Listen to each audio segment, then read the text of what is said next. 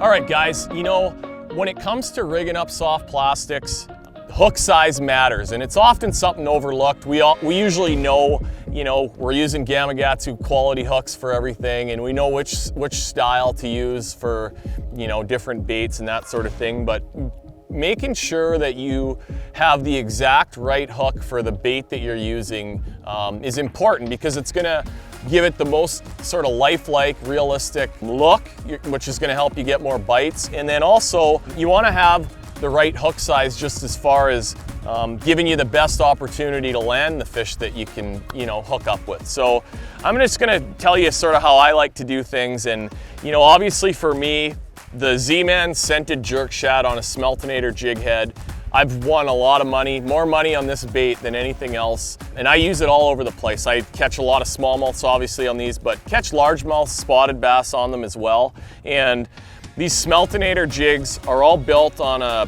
604 Gamakatsu hook, which I think is the best, you know, all-around jig hook. They're, you know, it's got a 90-degree eye, which I like for pretty much everything, and they're a little bit heavier gauge wire. So I mean, most of the places that we go smallmouth fishing, there's big ones, 3, 4, 5 pounders. So I don't want a real light wire hook. I want to be able to reel them in, get my bait back out there and catch another one. When it comes to these baits, they're one of the most finicky baits there is to get to work properly. These jerk shads got to be perfectly straight on the jig head. So, you know, when I rig them up, I like to kind of snap them in place. A dab of super glue is mandatory, and then I'm able to catch dozens of fish on that bait. I mean, unless a pike bites it off, man, you're not really losing them. I don't really let them touch the bottom very often. But when it comes to rigging them up, these jigs actually come in a variety of sizes. So this is the new 3.5-inch size scented jerk shad that Z-Man has for this year. I like to use a 1/0 hook in that size bait. When we move up to the 4-inch bait, that's the one that I used at the Classic this year, and that's got a 2/0 hook in it. And you know, you can see it just kind of matches up pretty nice with the shape of the bait and the profile.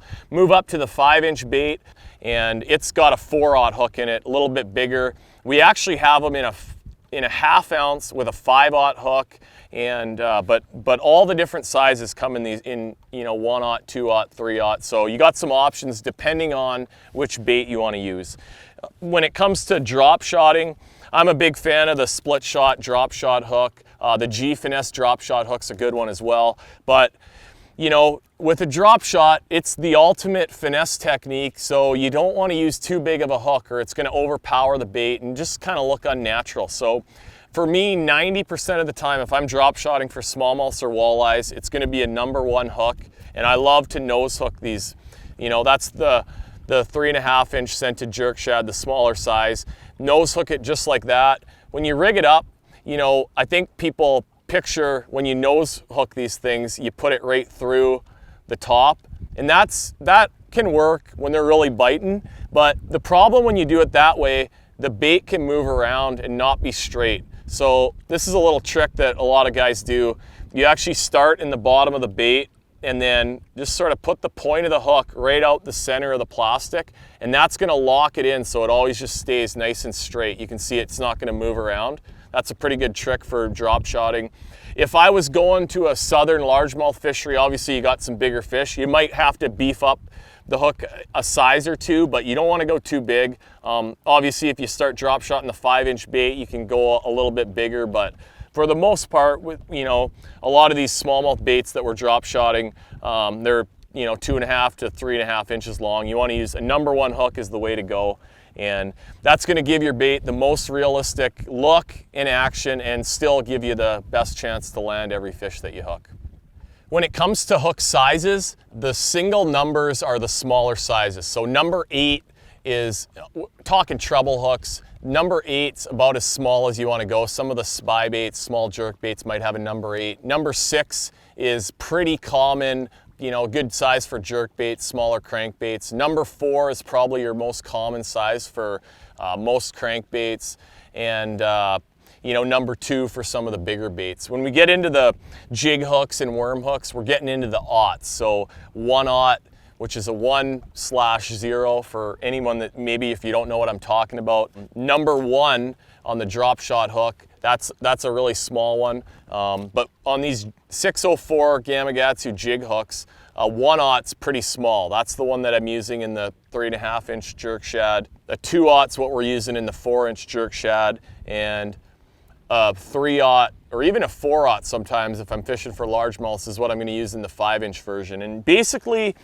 you just want to get the hook point as far back in the bait as possible without kind of hindering the action. If you used a 4/0 hook in this bait, it would come out back here and it would just kind of overpower it. When you're swimming it along, I mean, I want it to just really float and glide naturally through the water column. And if you use too big of a hook, it's gonna just start causing it to roll and not really move very nice and just sort of not look natural. So it's a fine line. You can kind of play around with different jig sizes, but again, for these jerk shads, and I mean, twister tail grubs, small swim baits that, you know, we thread on these style of jigs as well. Just something to keep in mind. You know, the 3-inch baits and under definitely want to have a 1/0. 3 to 4-inch, you can play around with a 2/0, maybe a 3/0, and then the 4, 5, 6-inch baits, you can start going up to the, you know, 3/0, 4/0, even a 5/0 hook. And that's gonna match up the best with the size of the soft plastic, and again, just give you the best chance to hook up and land all the fish that bite your bait. The reason I like these 604 Gamakatsu jig hooks is they're a little bit heavier gauge wire and they're strong. So I can use a 10 or 12 pound fluorocarbon leader and, you know, pull on the fish, reel them in, grab them, get my bait back out there and catch another one. I don't have to, you know, have my drag loosened way off and be chasing them around the boat. I mean, obviously, the bigger the fish, the more you got to take your time and not, you know, tear the fish out of the hook out of the fish's mouth. One of the mistakes I made the first morning of the Bassmaster Classic this year, the first big one I hooked was actually on this smaller bait, and I tried to boat flip a 4-pounder on that hook, and it's a 50-50. It kind of came up to jump, and I thought I kind of timed it right. Well, I ended up tearing that hook out of the fish's mouth. When you start getting into the 2/0, 3/0, you got a little bit more gap. The hook gets a little bit heavier, and you know, we're not allowed to use nets on the Elite Series or in the Classic. So if a fish comes here to jump and I have the opportunity to flop them in the boat, I'm going to take it. When it comes to drop shotting, obviously, we want to use light wire, super sharp hooks, just to allow those baits to be natural down there, to, you know, to float, and you know, that's going to help you get the most bites. But when you're fighting fish on that small little hook, you can't pull too hard. You kind of got to let them do their thing and you know, swim around a little bit more. And that's when you see the guys, you know, chasing them around the boat, and the drags, they're reeling against the drag almost like it's really loose. But after you set the hook, I'll often, if I feel like I have a big fish or I see that I have a big fish, you might loosen it off a little bit when you're using these smaller hooks. They're just lighter wire. If you pull too hard, you can open them up, but when you're fighting them and you just take your time and don't pull too hard, you'll just about land every one of them. It's amazing how good those little hooks will, you know, kind of stick in the top or the corner of their mouth, and you can reel them in. So just another thing to kind of consider. It's just a fine line between, you know, having a big enough hook to get all those fish into the boat, but also allowing your bait to kind of look natural in the water.